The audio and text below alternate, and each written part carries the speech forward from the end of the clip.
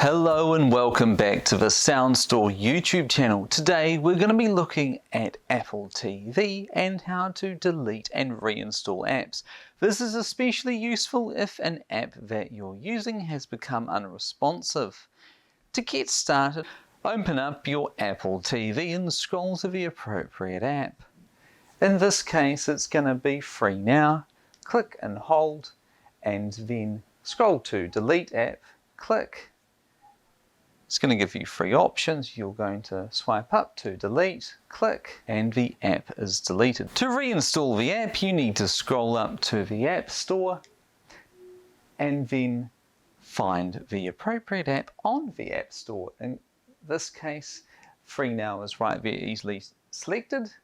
Then click the button and the app will start downloading and installing. And it's done. All reinstalled. And that's how you delete and reinstall an app on Apple TV. If you enjoyed the content, please give this video a thumbs up and consider subscribing to the channel. Maybe even share this video with your friends, and I'll be along soon with more great videos like this.